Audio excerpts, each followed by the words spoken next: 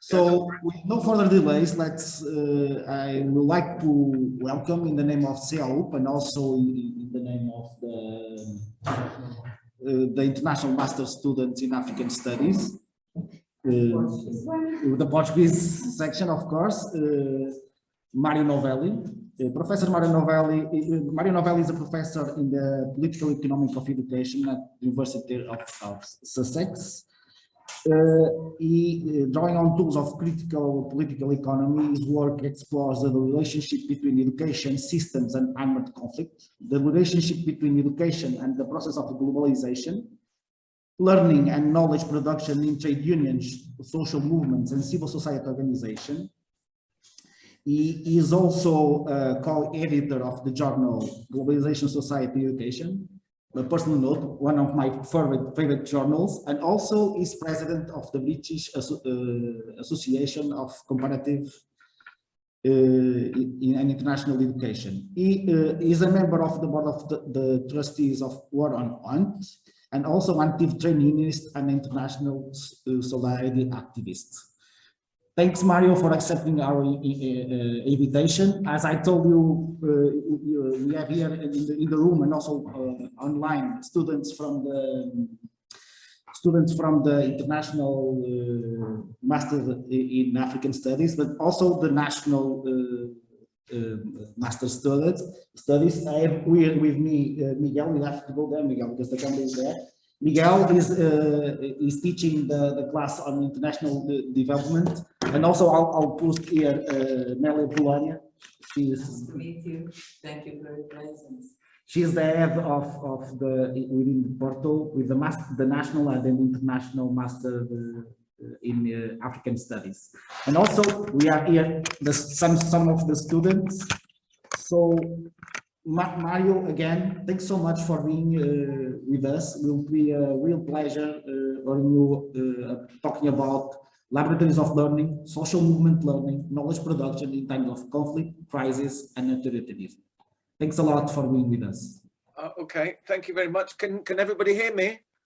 Yes, for sure. Okay, bom dia, and sorry that I can't be with you in person. But like many other people, I'm keeping my fingers crossed that eventually one of Roy's invitations will turn out to allow me to physically visit you rather than online. I'm sure that many of us are tired of Zoom relationships and giving lectures into the computer screen. But I will do my best today to talk a little bit about a project that really has been going on for the last 5 years, and hopefully will become a book with Pluto Press. It's being reviewed at the moment. The idea is being reviewed, so hopefully this is a chance for me to talk through a few ideas. Also, originally this was supposed to take place last Friday, but we moved it to today, December the 10th, and I think more appropriate, International Day of Human Rights, an important day to reflect on the broad economic, social, political, cultural rights of people and the way that they have historically organized and tried to defend those rights. So I'm going to read a bit and talk a bit and try to finish. I've set my alarm to go off in 40 minutes, so I'll definitely try to finish by then.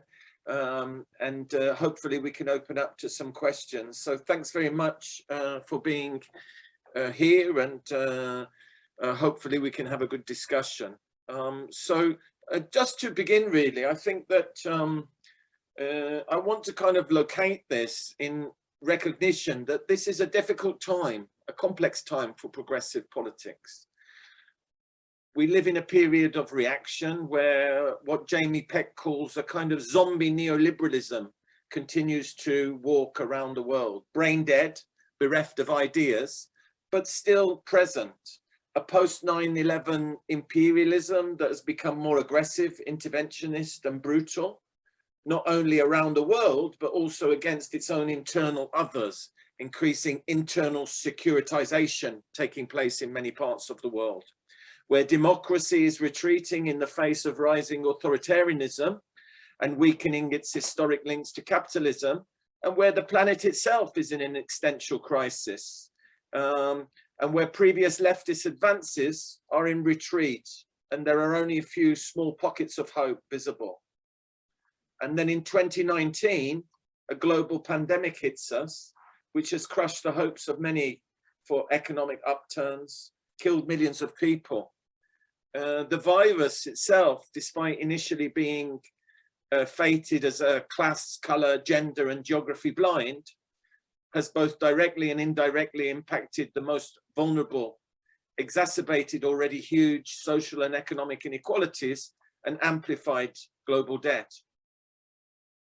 Just like the last economic crisis of 2008, powerful elites are attempting to take advantage of this pandemic to push through reforms, restructure finances, firms, and societies in their favor. So I think that now more than ever, we need strong social movements and strong social struggles to stem this breaking tide. Yet in many parts of the world, our movements are struggling rather than thriving. So where do we look for inspiration and guidance? This, I guess, is the focus of our research, guided by two strong assumptions. Firstly, that social movement learning and knowledge making matters.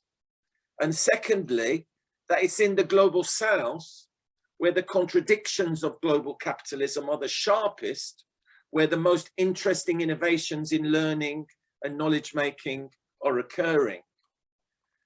Back in the late 1980s, Alberto Melucci, in his path-breaking work on social movements, Nomads of the Present, argued that social movements were cultural laboratories of experience within which new problems and questions are posed, new answers are invented and tested, and reality is perceived and named in different ways.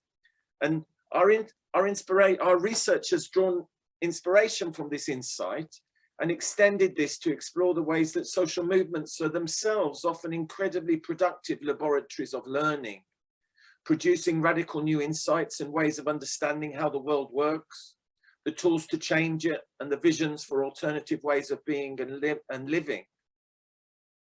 While mainstream society and the academy often underestimate both the political and intellectual contribution of social movements, we beg to differ, and this project seeks to evidence the exciting new ways of learning and knowing that are emerging out of social movements attempting to change the world.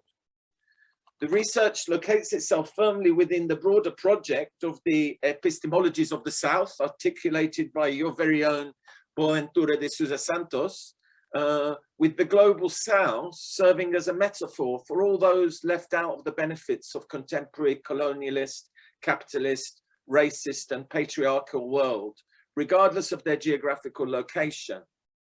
Within this project, there is a strong recognition that there can be no global social justice without global cognitive justice. That is to say that ideas, learning, and knowledge matter in the struggle for a better, more equal world. And, you know, central to Santos's worldview is the idea that the most innovative ideas and practices are coming from both outside the North and outside universities, and that it is there that critical academics should be looking for new ideas and insights within which to reinvigorate social theory. What Boaventura calls the need to listen to the South. So what I want to do today really is give you a bit of background into the theoretical roots of the project and run through that, then talk a little bit about the four movements. I then want to say a few words about the research process itself, because I think that particularly in this project, the process was important as a product, and I want to reflect a little bit on that. And then I want to open up with some findings, not extensive, but some findings which I hope will stimulate some discussion in the Q&A.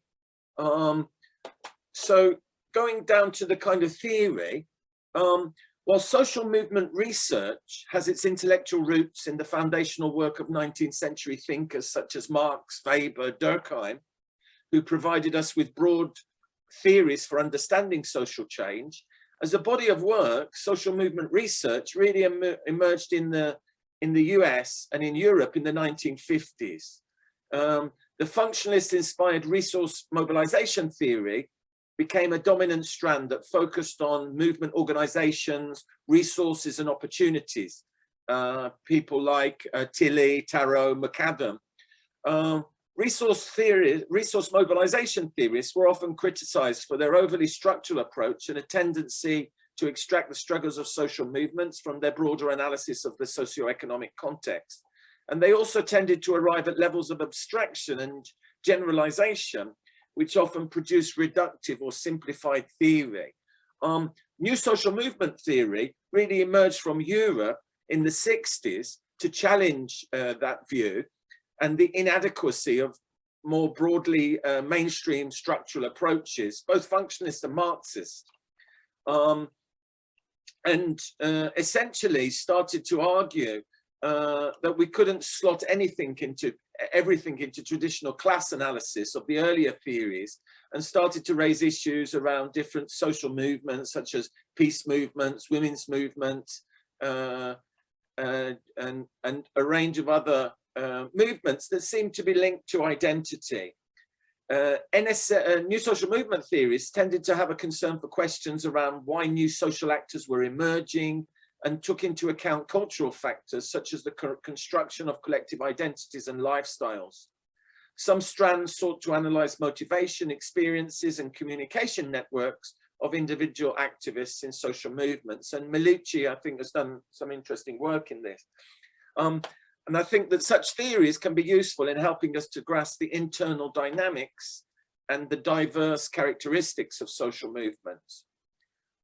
In development studies, and I think that, you know, we need to recognize that social movement work has gone across all disciplines in social theory, but in development studies, political and economic struggles of social movements, I think recently have been much more focused on battles over knowledge, coloniality and modernity, with alternative ways of knowing, being and producing at the heart of debates. And I'm sure that many of you in the audience are familiar with the work of the Colombian Arturo Escobar, of course, your own Boaventura de Sousa Santos, and others who, while often critical of earlier framings of social movements, also demonstrate the strong lineages and linkages with the history of anti-imperialist and anti-colonial literatures and struggles, emphasizing North-South inequalities in their multiple economic, cultural, and political dimensions. So I think there is a continuity in the development critique and work on social movements that links current debates and discussions around decolonization, coloniality, with earlier work by the likes of Walter Rodney, Steve Biko, Samir Amin, Emmanuel Wallenstein, Franz Fanon, etc. And finally, I think there are some really important literatures from human geography on the way social movements use space, produce space, work across space, the transnational struggles, etc., which help us to understand the way that social movements make claims, organize, strategize, and act on the geography that they both exist within, but also produce. Now, one of the general criticisms of lots of the social movement work is that it often has little relevance for the movements themselves, and often little of substance to say about the struggles of the day. Flax, a critique of this in the early 2000s, asked the question of what is all this analysis for? In what way does the validation, elaboration, and refinement of concepts provide usable knowledge for those seeking social change? And I think it's from that kind of critical starting point that a significant body of literature has emerged over recent decades, which seeks to radically turn the mainstream trend on its head, challenging the detachment of the scholar from the movement by prioritizing the aim of making research relevant and accountable to social movements themselves, working alongside social movements, I could mention the work of Aziz Chowdhury, who sadly passed away this year, David Graeber, who also passed away. I seem to be experiencing the loss of lots of great academics in the recent period during this COVID period. Rebecca Tarlow, work on the landless movement in Brazil, another great work. Lawrence Cox and Alf Nielsen, and a whole range of social movement activists that work in academia but try to work across with social movements. And I think that this type of research really represented an opportunity to increase both the academic utility and credibility of social movement research and its support for social impact. And while not without tension and contradictions, this kind of scholar-social movement relationship was seen as having the potential to produce both movement-relevant insights and open up new intellectual debates and framings. And, you know, I think this links with Boaventura's work on listening to the South, and a recognition that the South is a site where those suffering under global capitalism exist and resist. And for researchers, this necessitated a kind of normative affiliation with the South, though one that neither implied the simple dissolution of the social scientist into the activist, nor one that keeps a distance between social science and activism. For Boaventura, the researcher was to become some kind of translator, helping to bridge ideas and knowledge between movements. In relation to this and in support of this, the study of social movement learning and knowledge production, knowledge making, has been identified as one particularly relevant area for new directions in social movement analysis, which seeks to be movement relevant. Donatella Della Porta, Lawrence Cox, Zibecci in Latin America, all of them have sought to bring social movement knowledge, social movement learning into the center of some of their discussions. And even in international relations literature, there is a growing literature on the recognition now of the importance of struggle to social thinking. And I think that's important.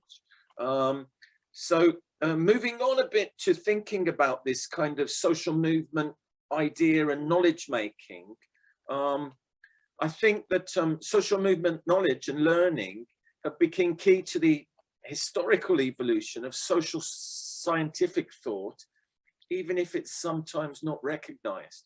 And, you know, in a sense, central to our argument is both a critique of top-down knowledge, which presumes that academics theorize and social movements produce empirical evidence and receive theory, to a much more grounded understanding that social movements, at the point of praxis, at the point of struggle, build knowledge from below, that can move social scientific thought forward and change the world. I think David Graeber was a strong advocate of this, but also Aziz Chowdhury and others, arguing that those at the coalface, suffering the harshest contradictions of contemporary neoliberal capitalist development, have privileged knowledge about the nature of the system under which we all reside. Similarly, it was when academics engage with social movements that provides the most potential for breakthroughs in social science. Critical theory owes its roots to intellectuals' engagement with social movements, not just Marxism, but feminism, post-structuralism, post-colonialism. However, since the 80s onwards, critical theory, particularly in the US and Western Europe, has become somewhat distant from those grassroots struggles and has developed in very particular directions. And this has made it less relevant and powerful, and also distorted its focus. So that was a strong critique that David Graeber used to make around the kind of isolation of critical academics from grassroots social struggles around the world. Lawrence Cox, based in Ireland, he notes in a recent book, and I quote, in the period often taught as foundational, it was not only Marx and Engels whose thought was shaped by the movements that shaped the world. Weber, the conservative opponent of socialism, and Durkheim, the Republican secular Pope, both formed their thought in dialogue with movements. The same is true for the revitalization of sociology from the 1960s, the arrival of feminism and Marxism within the academy, the growth of post-colonial and Foucauldian approaches, the struggles of scholars identifying as gay or lesbian, migrant or minority, and the methodological challenges represented by participatory feminist and other approaches were all shaped by social movements. So part of the argument that we're developing here, I think, also feeds into that broader debate around the decolonization of knowledge, that the subaltern knowledges of social movements in their worker, indigenous, feminist, black, anti-racist forms has often been silenced, undermined, hidden through processes of both imperialism and elitism that have prioritized northern knowledge over southern knowledge, university knowledge over social movement knowledge, elite academic over movement intellectual, middle class knowledge over working class knowledge and peasant knowledge, male knowledge over female knowledge, traditional intellectuals over organic intellectuals. And so I guess, you know, to be clear, I'm not making the plea for the abandoning of the university as a site of knowledge making, but more so for reconnecting and reinvigorating it, alongside a recognition and vindication of alternative modes of knowing and thinking.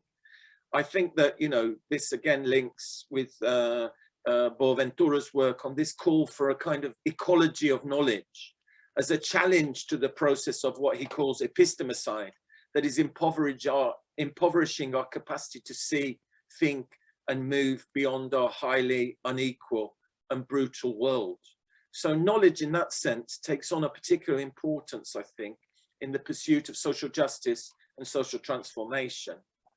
And education and knowledge making in the contemporary era has not been lost on other institutions. If you think of capitalist institutions, they've taken very seriously the idea of the knowledge society, the information society. So I think it's natural for us working with social movements that we also start to think about the role of education, the role of learning, and the role of knowledge making inside our own movements, and start to think about how seriously we're taking those and how we can improve those strategies.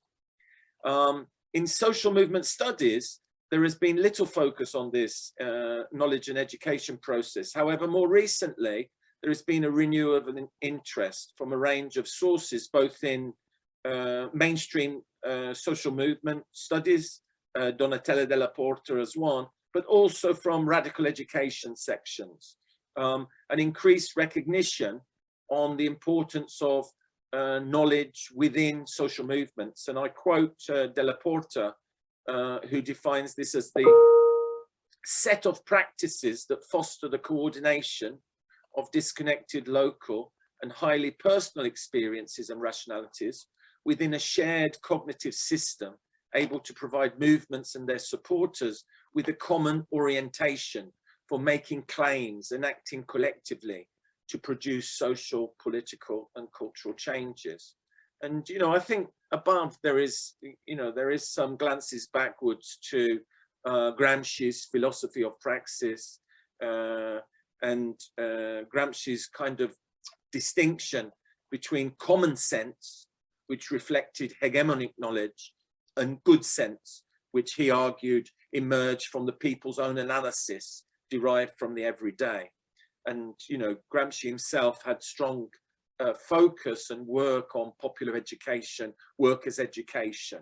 And as Chester notes, social movements have long been bearers of knowledge about forms of oppression and injustice, expressing political claims, identifying social and economic grievances, and bringing new or neglected issues to public prominence.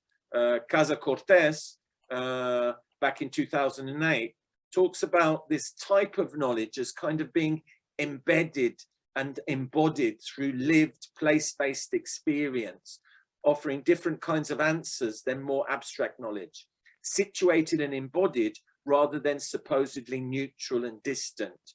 I think that classically we can see this and we can break this down into three distinct areas.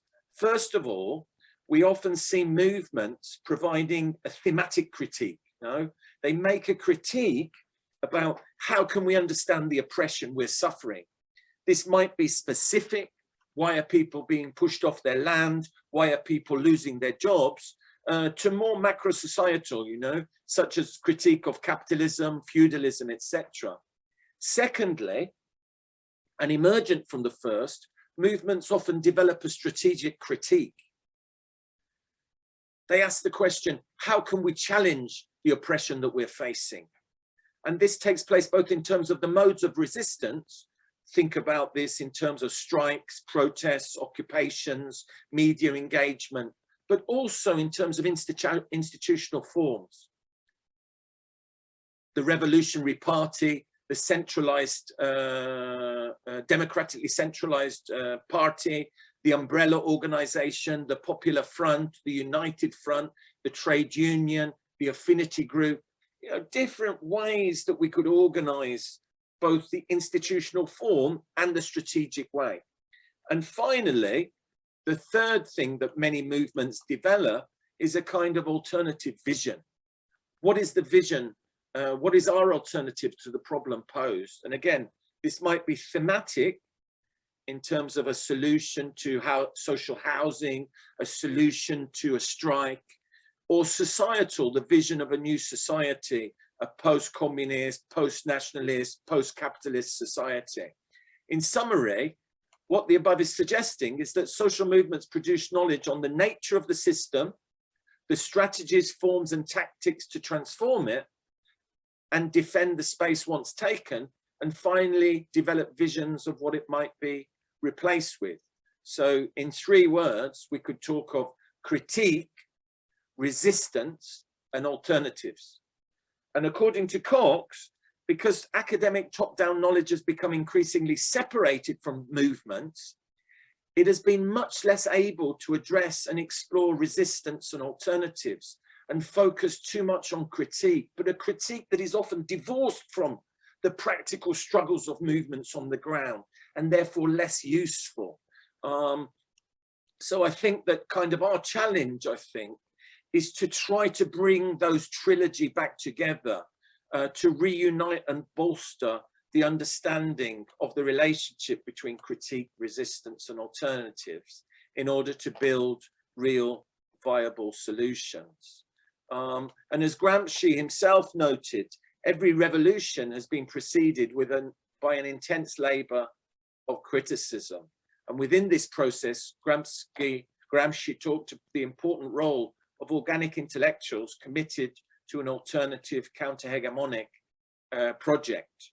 And while Gramsci often portrayed this function rather mechanistically and unidirectional, another influential Marxist educator, Paulo Freire, would later provide a far more dialectical conceptualization of this process, opening up both the possibility of the mass production of organic intellectuals through a series of educational strategies. And so I think that, you know, the third part, I think, of the background to the work that we're doing, beyond a critique of social movements, beyond a critique of the way knowledge is understood, is the way education as a strategy, popular education within movements, needs to be thought about. And as you know, many of you know, Paulo Freire's work on popular education really emerged as a critique of formal schooling, or what he called banking education, which was unidirectional, rooted in maintaining the status quo rather than radically transforming it. And for Freire and the many others across not only Latin America, but Asia and Africa, and, you know, because it's the 100-year anniversary of Paulo Freire, we're getting a lot of writing that's coming out this month around the legacies of Freire to social movements around the world. this popular education was often the vehicle for producing reflexive, critical subjects emerging from grassroots movements that were forming to challenge injustice and inequality. The movement for Freire and others thus becomes the school, and those modes of learning and knowledge production that emerge out of both structured and unstructured learning processes become the classrooms for these events. Importantly, popular education goes beyond formal educational events in social movements and extends to much bigger processes, which, though appearing informal and arbitrary, are often deliberate. In this definition, both the popular education events that take place and the actual practice of strategy development and protest actions can be seen as examples of popular education whereby the school, in brackets the social movement, learns and produces knowledge. The first occurs where people consciously engage in education practices, and the second whereby people engage in learning through social action. So I guess basically what I'm making a case for, and what really defines the work that we've been doing, is to say that we can't just look at non-formal processes of education structured within social movements to understand their learning, but we have to realize that it takes place in many different forms. Incidental learning, informal learning, non-formal education, a range of different ways, and think about the relationships between individual learning processes and movement learning processes. So in a sense, you know, when activists organize demonstrations, when they engage in social struggle, they learn as individuals, but the movements that have sprung those protests also learn collectively. So we need to understand that relationship between, in a sense, the individual activist development and also the movement's development and the way that those processes happen. And clearly, if we're to explore these educational processes, then we need to extend our gaze beyond formal training courses for activists and develop an analytical framework that is open, which allows for the conceptualization of the rich diversity of ways that social movements, their organizations, activists and supporters engage and learn and develop knowledge. Foley, who in the late 1990s was an early one in his book on learning through social action, really talked about the need to really ground this work in the political economy and context of particular struggles. And, you know, clearly a lot of that in the last 20 years has been rooted in understanding neoliberalism, globalization, and the way that process, those processes have affected social learning, social movement learning and practice, and the way that movements have started to learn to operate transnationally across borders, etc. Aziz Chowdhury, his work on learning activism, the intellectual life of contemporary social movements, was a real milestone in that, providing both a vindication of the importance of social movements as sites of learning, and an insider's view of the complex ways that education, knowledge and strategy development are built in and through the day-to-day struggles of social movements in diverse environments. More recently, they deepened the historical aspects of this in conjunction with Salim Bali in South Africa to evidence the importance of learning from the history of previous struggles through archive work.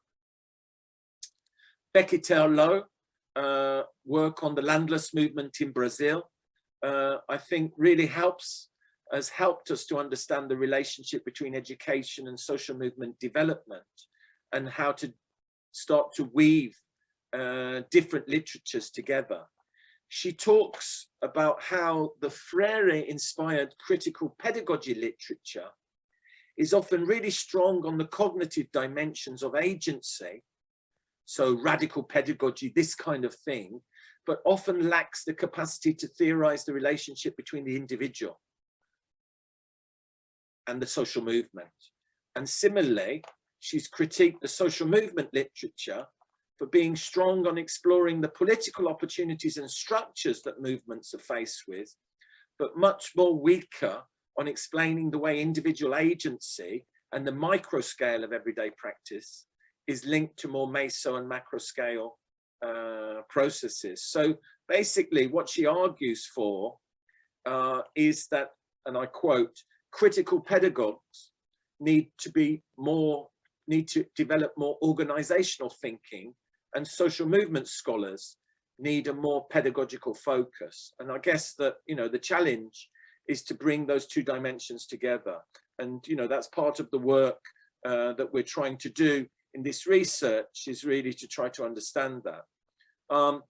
Now, having presented our framing of social movements and social movement research and process of knowledge making, learning and education, I hope that I've given you a sense of the kind of background and the way that we're kind of understanding laboratories of learning and knowledge making as sites where theory and practice intersect, sites that are often at the meeting point of some of the harshest contradictions of contemporary society, where alternatives are both forged but also applied, experimented with and adapted, and where new ideas and ways of knowing, seeing and being constantly emerge. And so what I want to do in the next section is really to just outline a little bit of the history of the four organizations that we've been working with. I'm going to start on the left-hand side in Colombia, and Nomadesk. Now, Nomadesk is a kind of participatory action non-governmental organization that has, since the late 1990s, worked through a radical conceptualization of human rights, really talking about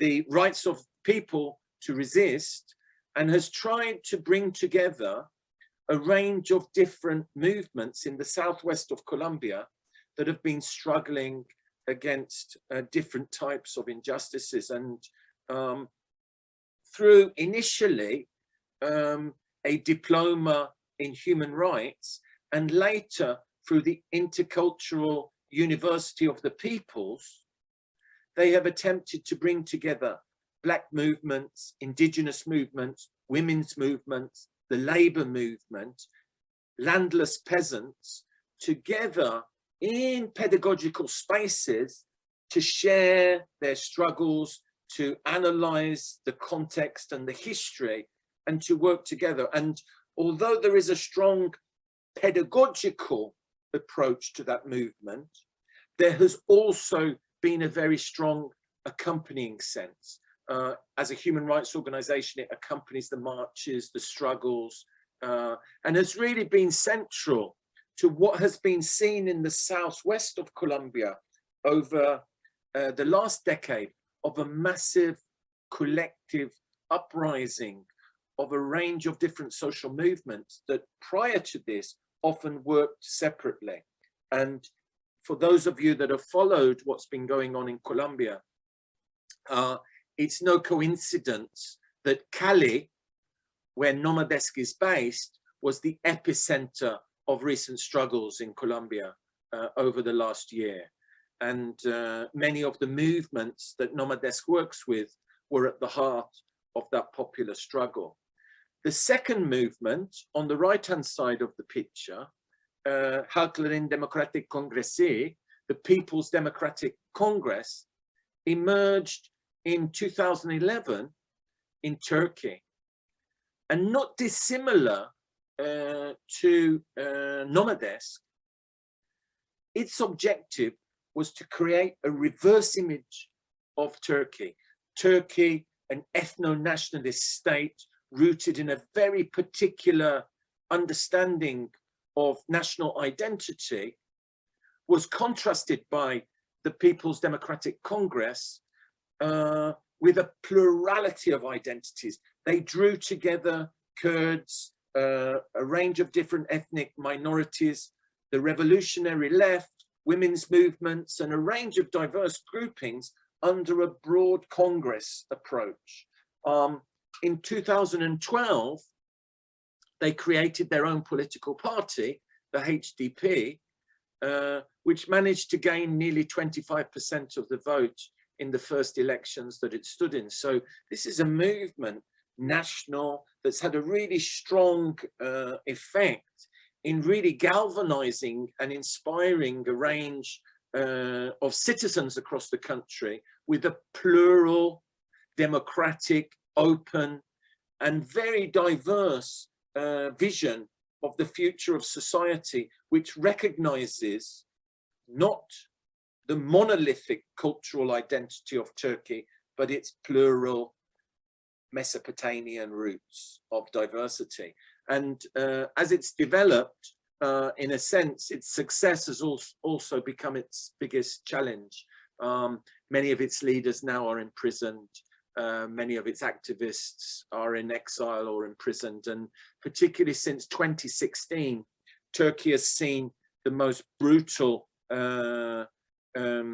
destruction of its social movement activists, as thousands upon thousands of academics and activists were imprisoned under the crackdown, where the national government accused, in a sense, anyone that was in opposition of being responsible for the attempted coup. NEMA, from my bottom left, was a movement that emerged out of in Nepal, from the Terai region, a historically marginalized group of ethnic Nepalis, which have been historically marginalized, lower caste, and NEMA Foundation is a movement that's really tried to recover the history of the organization and try to better defend its rights and to make the Madesh identity a kind of recognized constitutional grouping. And finally, on the right-hand side, we have the Housing Assembly. The Housing Assembly, emerging from South Africa, from Cape Town, was a movement of homeless people, started in the early 2010s in post-apartheid South Africa, and emerging out of homeless shantytown dwellers that were evicted from their temporary accommodations. And over the last decade, it has emerged as a cross-city wide movement that has fought and defended the right to housing, the right to decent housing, and in that process attracted the support and activism of thousands of people across the city. So we worked with these four movements and really tried to develop a project which in a sense used the resources that we'd gathered to provide both the possibility to carry out research and case studies on the history and evolution of each movement, but also to allow those movements to intersect. And, you know, the project itself emerged out of processes of solidarity with the different struggles that were going on, but were really concretized in a process of inter-movement exchanges where we took research activists from South Africa, from Nepal, from Colombia, and from Turkey, and took them to the different countries. And so at the same time that we had workshops and talked about the research, we also allowed the activists to visit each region to understand the conditions, the way that different movements have struggled in those different places, and to develop South-South relationships. And you know, one of the things that I would mention here is that the HDK, the Turkish movement, has now adopted a similar education process that they were inspired and learned from the Colombians. So the Nomadesk model of diploma in human rights that became the Intercultural University of the Peoples has now been adopted or inspired a new set of educational reforms within the HDK. So we saw those kinds of interactions. as I go through, you'll see some different pictures from the different movements. Unfortunately, the final reunion, the final meeting in South Africa was a victim of the breakout of the pandemic, and we had to start to move online and all of those kind of things. So, you know, the project itself has not been exempt from some of the effects of the pandemic. Now, just to kind of wrap up and give you some insights from the findings, I want to kind of talk about 7 things. Firstly, having followed Boaventura's call for the need to listen to the South as both a site of resistance and new knowledges, and as a metaphor for all those left out of the current system, the question, I guess, is what have we heard? And in listening, I think we bore witness to rich processes of struggle, where social movements were engaging with the crucial issues of the day, the revolutionary subject, class versus identity politics, gender and patriarchy, issues around unity and diversity, prefigurative politics of living inside and outside of capitalism, state theory and state power, and solidarity and its challenges, not in some abstract and distant academic way, but through analysis, experimentation, and adaptation. In doing so, many of these movements were testing out the limits of the possible in contextually grounded situations and building sophisticated, nuanced analysis of the complexity of social action and social struggle. None of this was easy, nor necessarily successful, but it was rich with theoretical and practical possibilities, a vibrant learning process that is producing a new vocabulary and a grammar of social movement resistance. Secondly, emerging out of this research was also a stronger recognition of the return to definitional struggles over what constituted education, learning, and knowledge. The challenge that I mentioned already of the need for critical pedagogues to develop more organizational thinking, and social movement scholars to need a more pedagogical focus was really at the heart of this challenge. That much of the critical pedagogy focuses on the practices of radical learning, and in doing so, prioritize non-formal learning rather than fully embracing the broader Freirean idea that the social movement itself as a totality is the school, and that the struggles and actions, the forms of organization, the culture in the broadest sense, constitutes the starting point of popular education and its ongoing field of inquiry.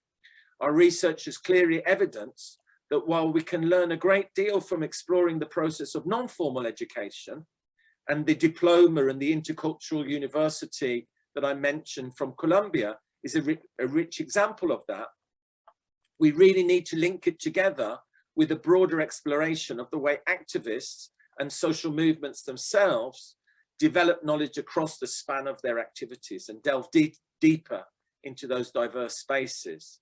These broader spaces of learning should also be part of the pedagogy discussion, but this requires a broadening out of the concept of pedagogy to link these spaces together. In this work, we have been trying to link pedagogy to the particular oppositional social forces that are struggling over the production of new subjectivities. And this leads us to the task of inquiring into the different forms of socialization, education, and work that promotes rebellious or contrary conformist subjectivities, and asking the question of what does an alternative pedagogy of producing rebellious subjectivities look like, and what is its social base? Thirdly, and in relation to this, our research has evidenced the potential value for social movements of taking a much more conscious strategic pedagogical approach to social movement learning. When we started the project, there was a lot of hostility, or not hostility, but a kind of thought that education is something that we don't really need to think about inside our movements. We need to deal with the struggles of the day. We need to deal with the challenges. And there often wasn't a structured recognition of the importance of education. And I think that the research has really highlighted to the movements themselves the need for a holistic approach that transposes those different spaces of learning and develops a clear strategy to maximize the opportunities for learning and knowledge production and reflection. Fourthly, we make the case for the centrality of education in the production of post-national subjectivities. And I think that this area is important. Across our case studies, but particularly in the Turkey and Colombia case, we've evidenced the struggle over the production of new subjectivities, revolutionary in aspiration and rooted in the concrete realities and inequalities of the particular context analysed. We believe that these address in different ways a central contemporary challenge around the world. We live in societies shaped by very particular nation-state relationships, often rooted in colonialism, where dominant ethnic groups shape the nature of entry into citizenship regimes. These exclusions are rooted in various combinations and degrees of racial, religious, gender, class hierarchies. And the task of many contemporary social movements is to attempt to construct alliances between these different resisting subjects. And I think that this really touches on a central challenge that Mahmoud Mamdani, in his recent work on Neither Settler Nor Native, the Making and Unmaking of Permanent Minorities, makes when he calls for a break in the relationship between the nation and the state. I think this has been important for us because we believe that in our research, we're providing some glimpses into the challenges of that process, which is both prefigurative in aspiration and intention and extremely challenging in practice. Our research with the HDK in Turkey evidences what it means to politically project a post-national vision in a highly aggressive and national state.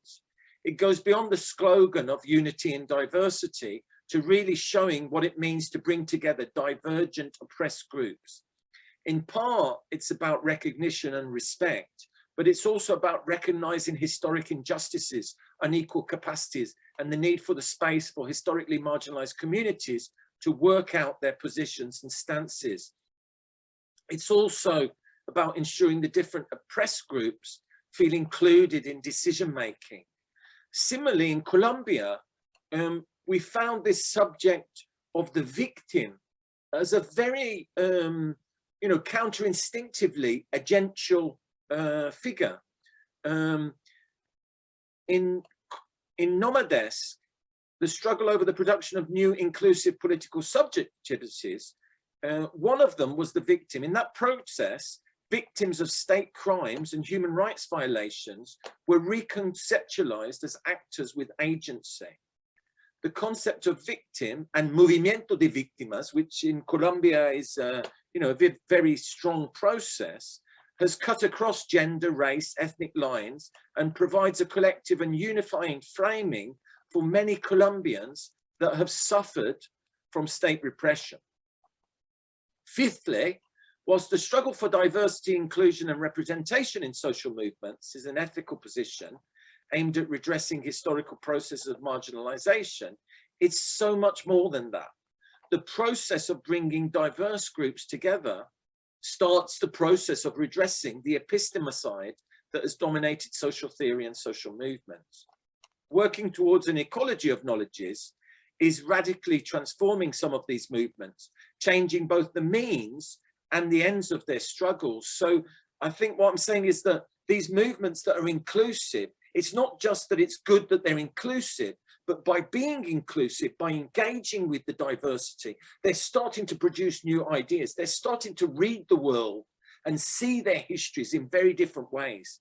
The ideas emerging from historically marginalized communities like the indigenous, the black movements, women's movements, the Kurds, the Alevis, are forcing social movements to rethink their relationship to industrialization, modernity, the environment, the state, patriarchy, and they're producing new cosmologies that have the potential to construct very different futures.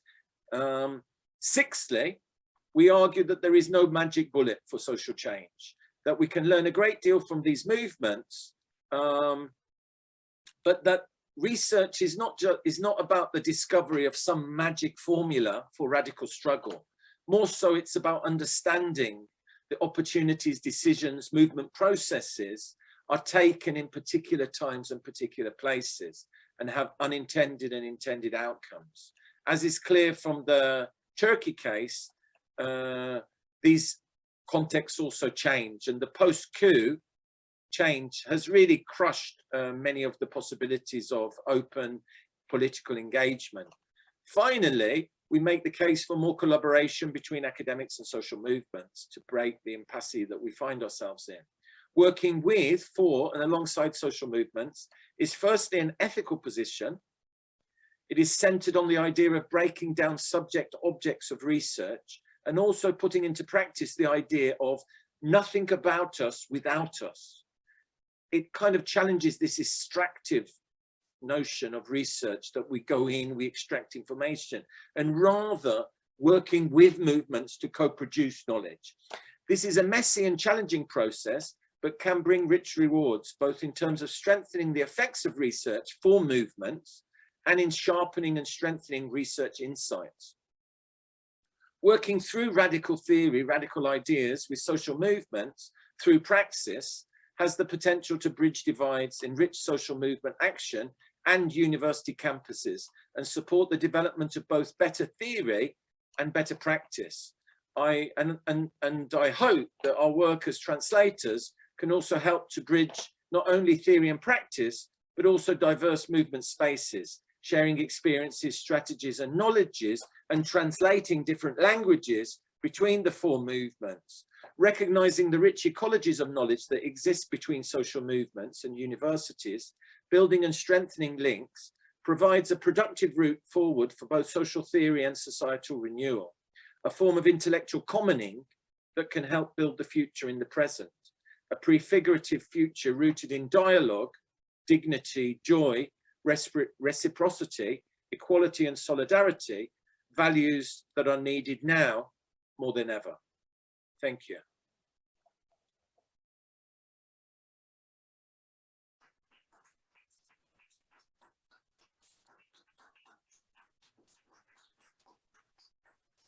And apologies if I went on slightly too long.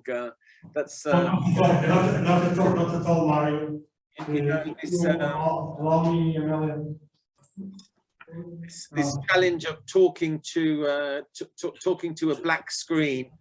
yes, it's difficult, but we are so happy to have you here with us.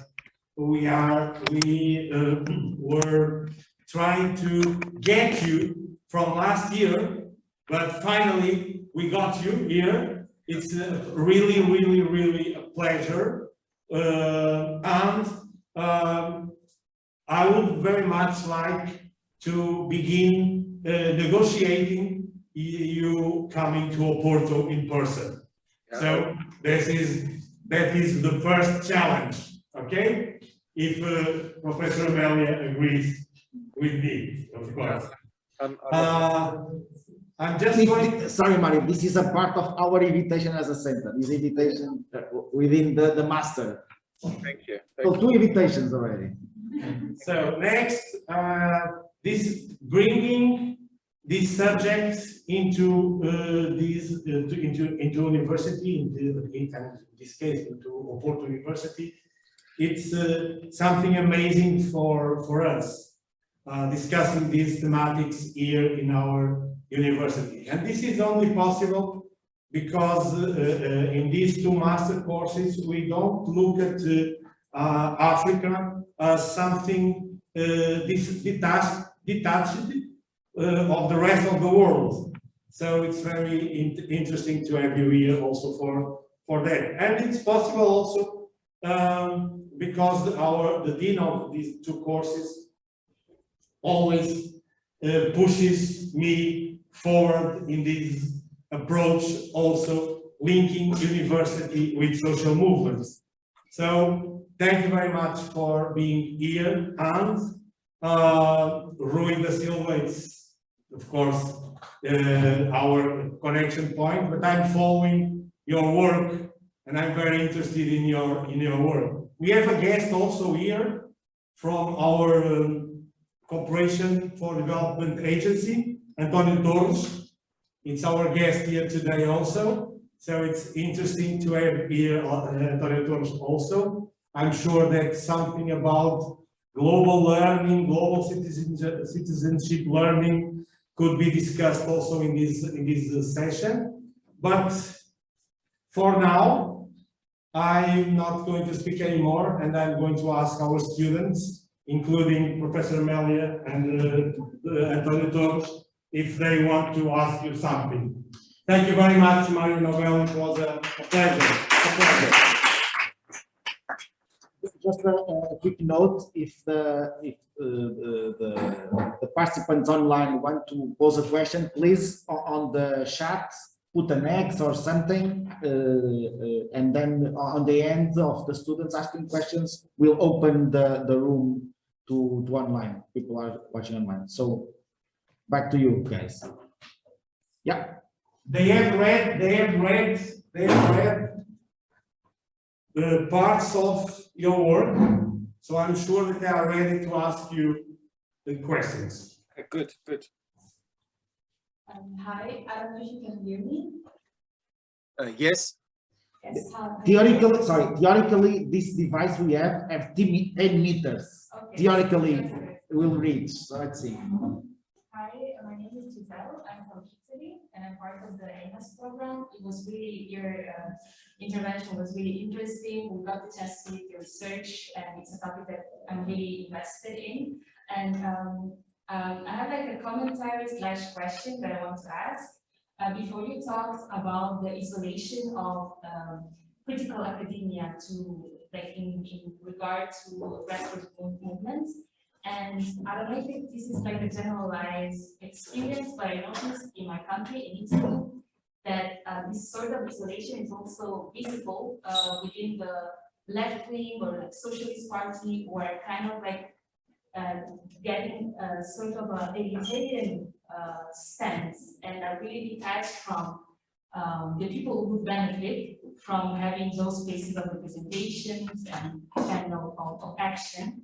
And also, I noticed that there's more, how can I frame it?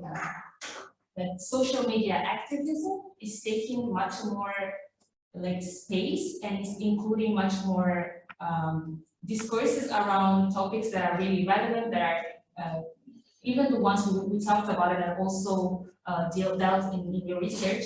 And I'm interested in what's your take on social media activism, and how do you think social media activists, or like activists that act through social media, can ensure transparency of like resources, or like the content that they're transferring.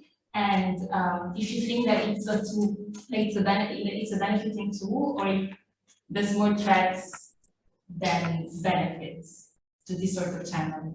Thank you. Do I answer that, or maybe you ask a couple more questions? Yes. One more, please. No. Yeah, mine is, I think, very easy. I'm sort of confused. What's the difference between social movements and civil society organizations? Are they the same? Because from my experience in Uganda, the dynamic seems very similar to each other. One more, and then we'll go again. Okay. You had mentioned in the research that there was a lack of, or less international solidarity and coordination than you had anticipated. And I was wondering what roles maybe like diasporas play in international solidarity. For example, in the Turkish case, you mentioned that many people are now living in exile who were formerly major activists within the HDK. So for instance, for those activists, do they continue organizing from abroad? But also for the diaspora in general, are they engaged politically from abroad, and how does that international aspect of solidarity play into the movements? Yeah. Okay, shall I have a go at those? Yeah, please, Mario. That's excellent questions, and yeah, I mean, I know the first question really around isolation between academia or critical academia and grassroots activism. I do think that that is very prevalent, particularly in Western institutions, and I've noticed this kind of over the years in my own institution. an increasing kind of separation between grassroots struggles, social movement struggles, and academia. And I do think that that is problematic. It may be that in different geographies it's less evident. And I do think that that would be worthy itself of further study. But certainly, in the broader way that we've reflected on this research, is that there is such a rich experience that emerges out of this intersection between grassroots struggles and the kind of knowledge that is produced really gives you much better sense of the challenges and the dynamics that are taking place. And if you want to ask what's the nature of the fascism that is taking place in Turkey, then there is no better place than to understand that from the vision of those social movements that are under that oppression.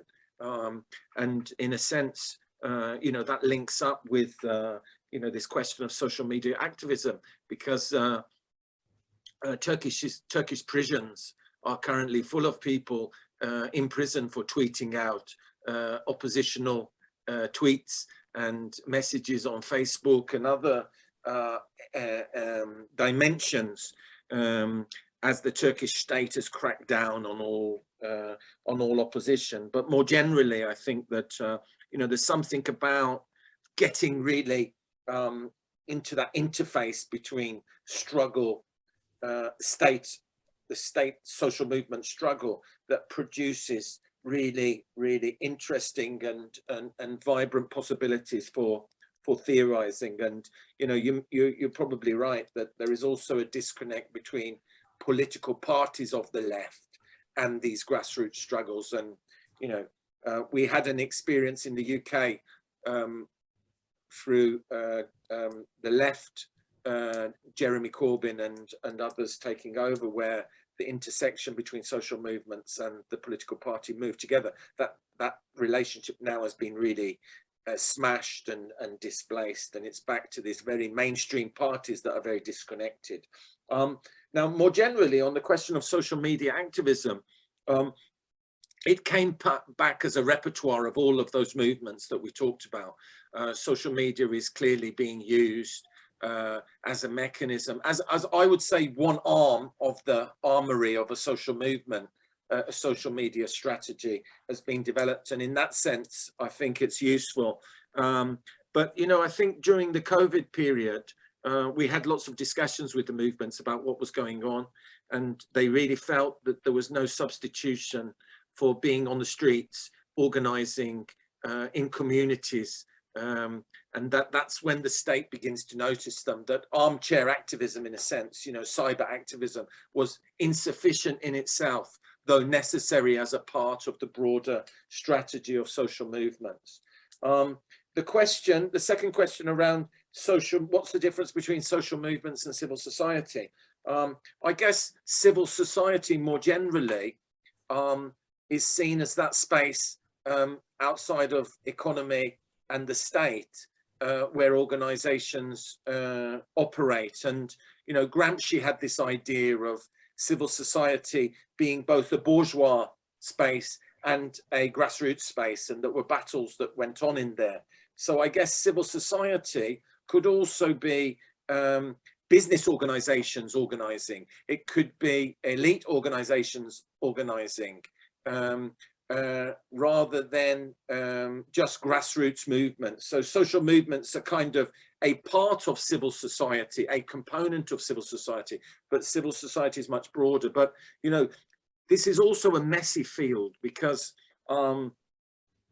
within that civil society is your NGO, and the NGO is so diverse, from a woman's collective, grassroots, to big international, transnational, non-governmental organizations. All those would be seen as part of civil society, but of course they're very different in their nature.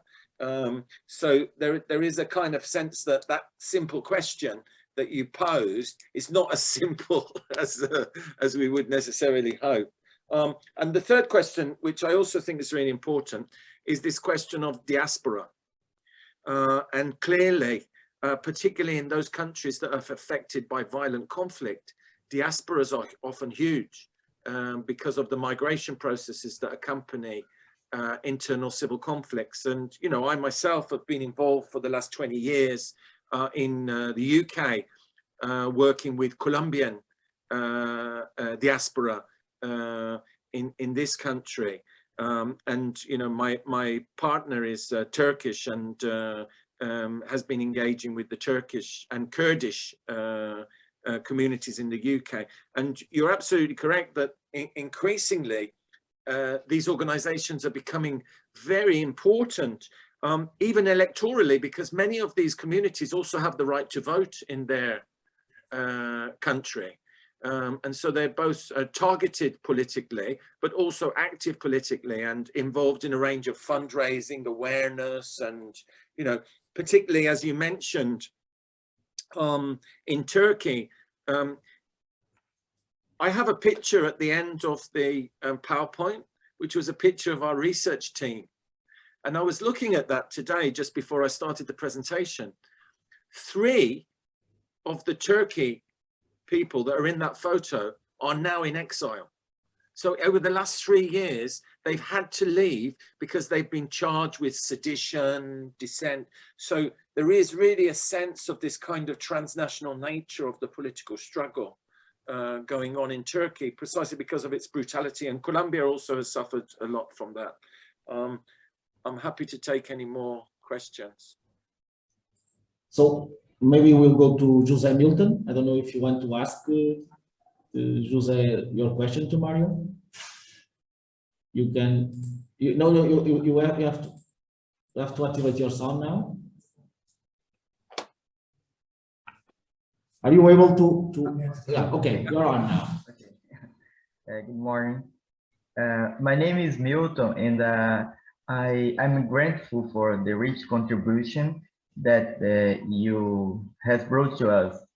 I would like, if possible, to comment a little more on the idea of an organic intellectual, on the challenges he faces in order not to abandon his roots and historical values.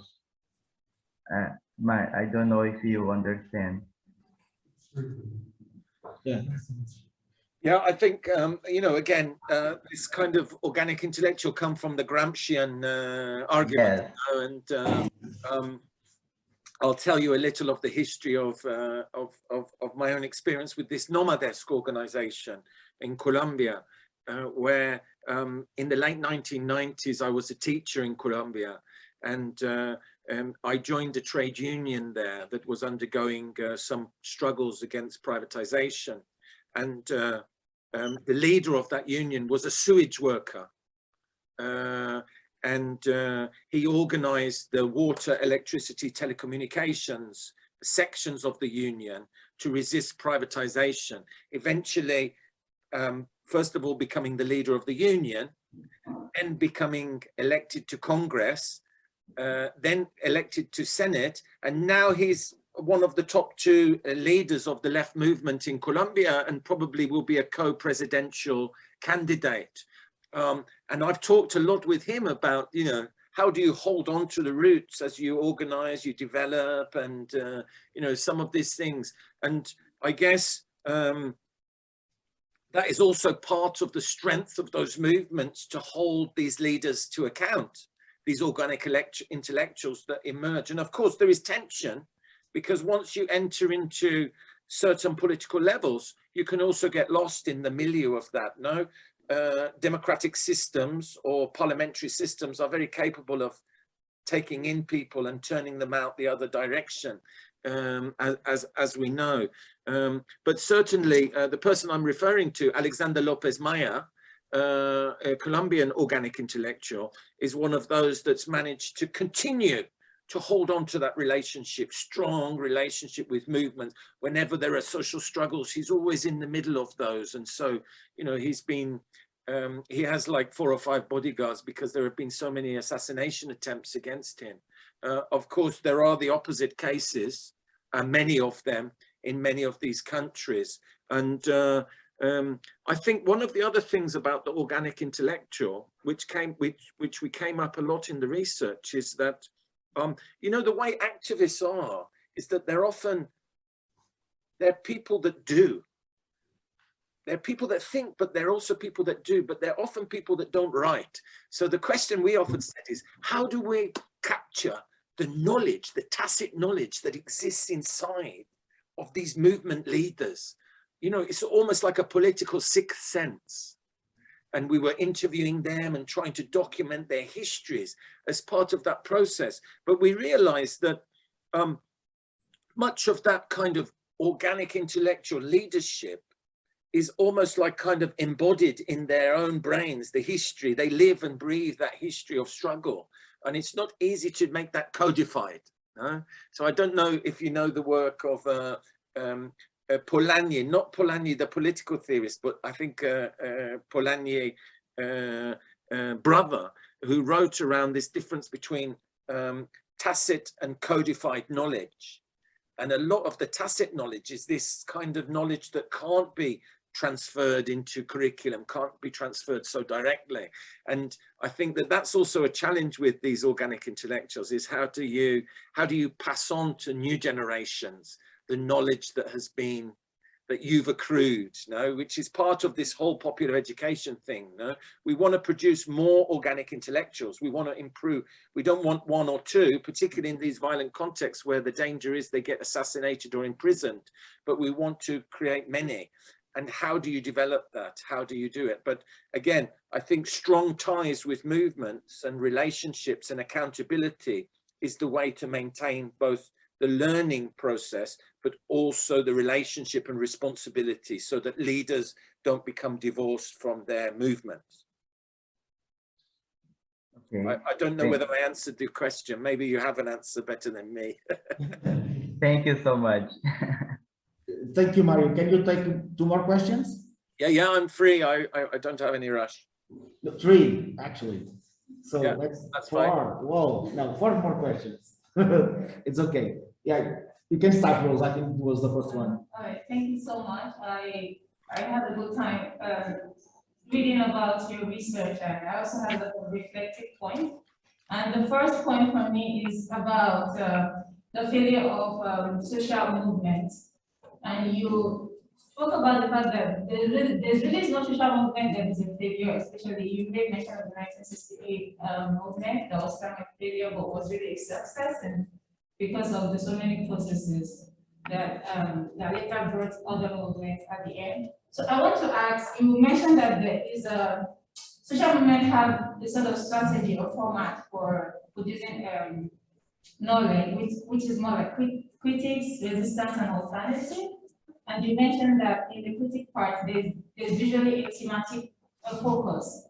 And so I'm wondering, like, there was a social movement I joined, the NSAS movement in Nigeria, which was a case of police brutality, and then youth standing up for police against police brutality, and again it was a failure, and the government like shoot about 100 youths to death because of a peaceful protest. So I want to ask, along the line, the team was to end police brutality. But when the movement was getting bigger, the team became very good. So end bad governance, end this, end that, and the team became really very big. Do you think that a broader team doesn't help to become more critical? And do you think it was the cause of the failure?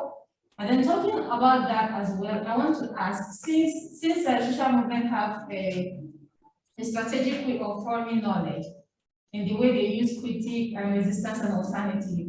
And then we need them to be part of the research when it comes to conflict resolution and conflict management.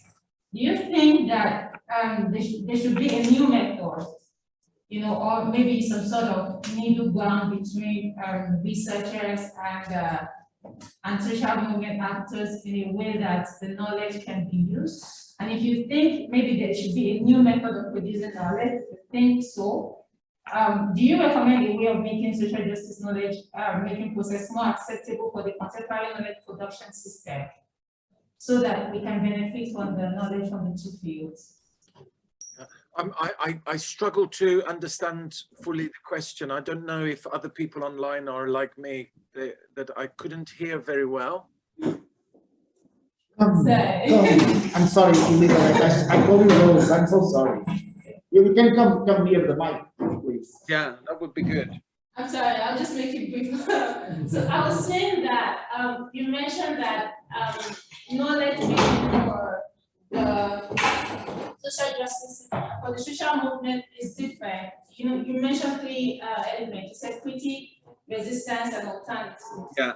And I was asking that, do you think that social movement should find new methods to produce knowledge, or maybe a sort of an alternative ground between contemporary knowledge making process and this process?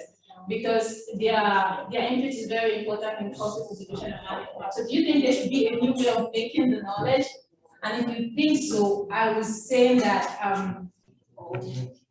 what would you recommend? What sort of middle ground would you recommend between contemporary researchers and knowledge makers and the social movement knowledge makers? I don't know if you get the question now. Yeah. So, I'm sorry. You can go now, your question. My question is, you said a central idea to sample is listening to the South, and because of their struggle and resistance to the system, they have a better knowledge of it. So my question is, the demand or this invitation to listen, to whom is it directed? Like,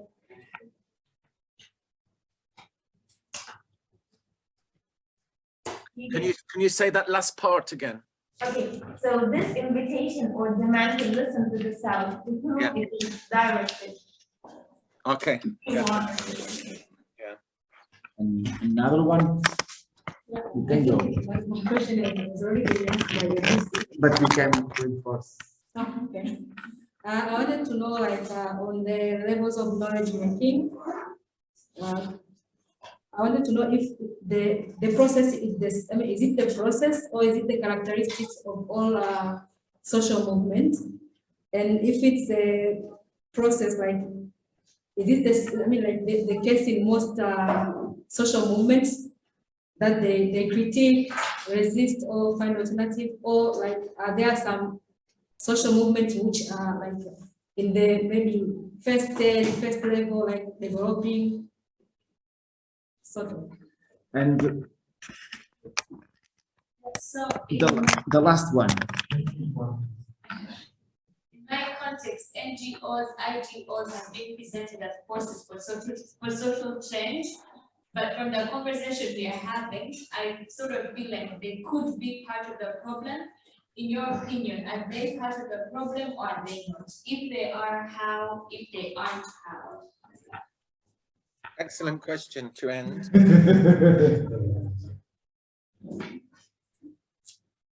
Okay. Yeah, on the first question, I was feeling like there was a question around responsibility of social struggle. Is that right? You're asking questions around the effects of social struggle on, where are you coming from? What's the context that you're talking about where you were saying that demonstrators were shot and killed? Okay, so I skipped that question. I was talking about, you mentioned the strategy for social movements. Yeah. It's usually that there's usually a theme, and then there's a resistance, and there's an alternative solution.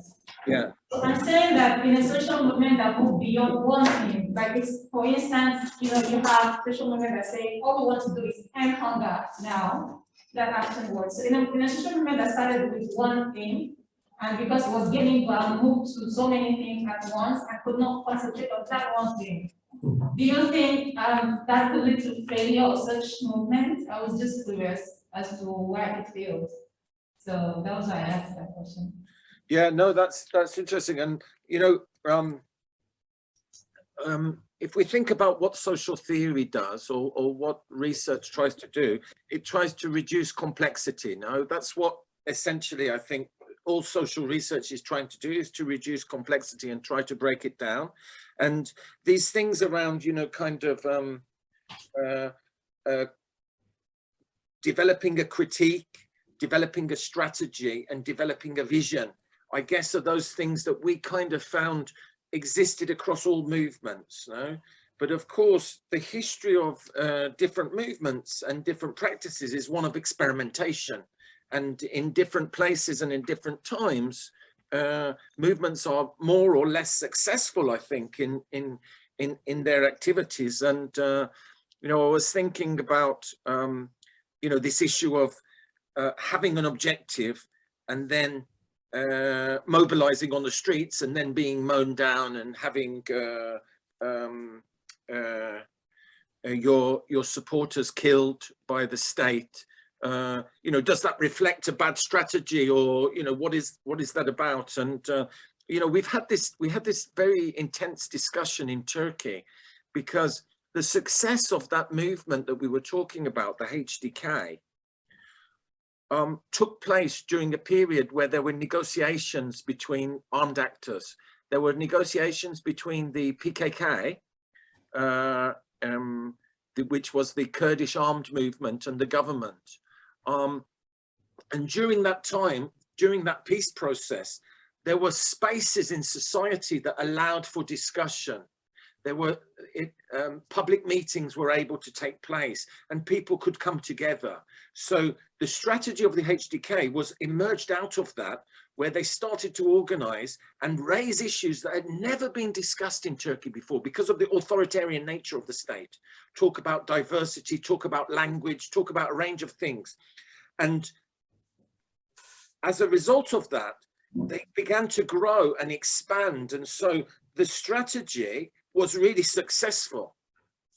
However, when the peace agreement broke down, that success was its biggest weakness, because for the first time, all of these activists had been identified. They were organizing in public meetings, they were visible, and therefore easily to be round up. So when the peace process collapsed and there was a failed military coup, the resultant post-2016 was really the systematic destruction of that movement by arresting all of the people that had become visible. No? And there, I think, is an example of the way that strategy failed, not because it wasn't good in the first place, but it's very much related to context. And if the context changes, you need a new strategy. And I think that their context and these kind of things become important. The second question was on listening to the South. And, you know, I guess the question was about who is that directed to? And I think that's a very good question. I guess it's directed to many people. It could be directed to universities and to the North to say that, you know, you have too much faith in Western ways of framing and understanding the world, and you need to open up. And, you know, Boaventura's argument around the need for an ecology of knowledges and all the critiques that come from Latin America, from Africa around decolonization. So it's a discussion targeted, I think, to the North, but it's also targeted to the global South as well, in saying that, you know, you need to have more confidence and recognize that your ideas are valuable. Because as Mignolo and these people talk about, is this problem of coloniality and the need for the decolonization of the mind, the need to recognize those resources. So the South has been subjected as much as the North to this modernization, modernity framings. So that listening to the South, I think, applies to all. But one thing I would say with Boaventura and others is that when they conceptualize the South, they don't conceptualize it just in terms of geography. They also recognize that there is a North in the South and a South in the North. And, you know, I've experienced this a lot. I lived in Latin America for quite a few years, and these places often are incredibly unequal. So you have incredibly wealthy sections of society amidst poverty. So the North in the South, Guatemala, apart from having massive poverty, also apparently has more helicopters, private helicopters per capita than anyone else in the world. No? So there is something about the kind of North in the South, but also a South in the North, that there is massive inequalities and marginalization. So I think that the way that listening to the South is framed is that it refers, the South refers to all those that are left out of the benefits of the capitalist system as it's currently configured, regardless of geography. So I think that, I don't know whether that answers your question, but I did my best to try to open that up. I'm going to go to the fourth question because I forgot the third question, so I'm going to have to ask you to repeat it. But the fourth question on NGOs, I think that's a really important question. Whose side are NGOs on? That's a very thing. And it's the first question you have to say is, what do you mean by NGO? What do you mean by NGO? Because NGOs can be of very many different sizes and shapes and represent many different issues. Now, Robert Cox, who was an international theorist, he wrote a paper in the late 1990s called Civil Society at the Turn of the Millennium. And in that paper, he talked about a kind of bottom up and top down civil society. And he said that, you know, at the extremes, it's very clear which side people are on. Like, you know, think US government, NGOs, and let's say multinational corporations. It's very clear from a top-down position where these things exist. And then if you go into the grassroots, let's say the landless movement or radical kind of NGOs, it's very clear that they are part of this kind of bottom-up transformatory civil society. But the vast majority often operate in the middle ground. And Robert Cox's argument is they can be pushed and pulled according to different social forces and the power of different social forces. And I think this is helpful to understand organizations like Save the Children, Oxfam. Are they part of the social transformation? Are they the part of the bottom up? Or are they part of the top down, maintaining the status quo? And might they be in those positions at different points in their history? No? One could think of Action Aid. If you think of Action Aid in the 80s, it was really very much part of many of those Central American struggles for social transformation. They did a lot of work on popular education, grassroots literacy. But they've also suffered a lot from that position and seem to have become a bit more mainstream. And I may be exaggerating that, they get upset, and I know. But you know, these things are not necessarily static. Yeah? So both the nature of NGOs, but also the movement. So I would encourage you to have a look at that article. I always return to that when I'm asked these questions, because I think that NGOs have become so varied. And of course, NGO is also a form that can be co-opted and hijacked by a range of different social forces. So you have bingos, business NGOs, and a range of transnational non-governmental organizations, as well as grassroots NGOs. So in a sense, the phrase is so broad that it's difficult. Now, I'm missing the third question, which was something about stages of development, but I can't remember now. Don't worry, I think that we have already spoken in our class about stages of the development, and we are running short in time, so I don't know who made the question. It was. Guys, sorry, you can talk. Can you talk? Can you answer? Can you answer in a minute, please, Mary? Yeah, Sure, if I hear the question again, I'll try and answer. Please. Yeah, I was asking like these levels of development, like knowledge making. Is it like a characteristic feature of all the social movements, or is some kind of stages where like these movements development? I mean, they develop into. Yeah, that's a very good question, and you know, we had this engagement when we brought the movements together, and of course, you know, this relates to, I think, the nature of struggle. So if you've grown up in Colombia, you've been in the midst of civil war and extreme polarization for decades. And I think that when you're in the middle of those kind of struggles as an activist, you're learning a lot very quickly, right?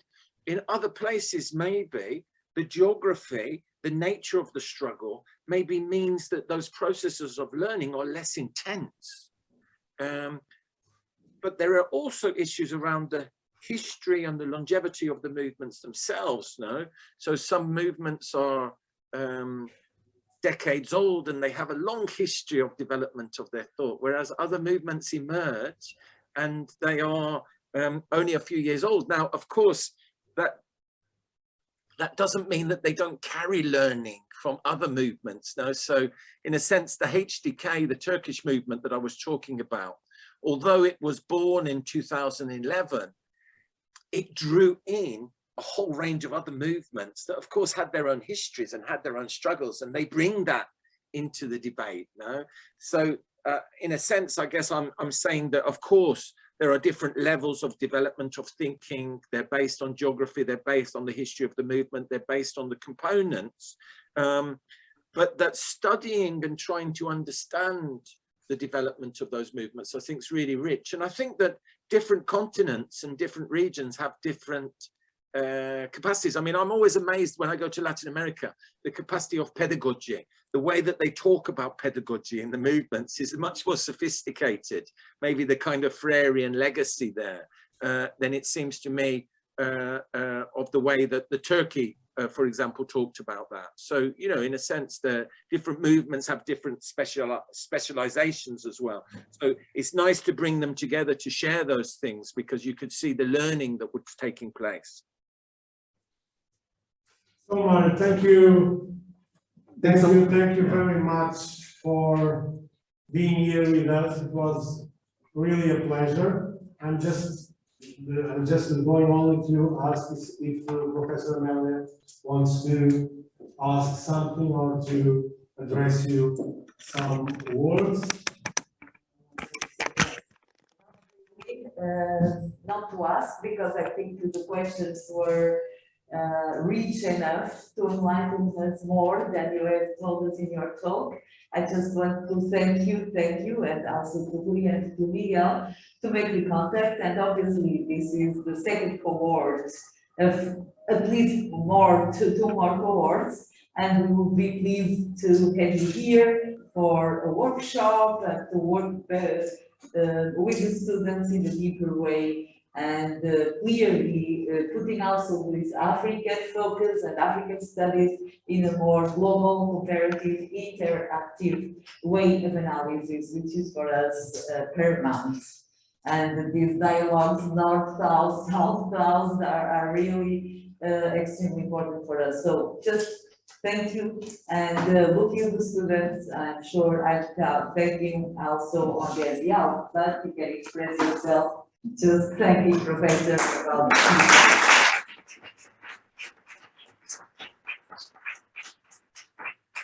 If you allow me still, Antonio, do you want to just say a few words?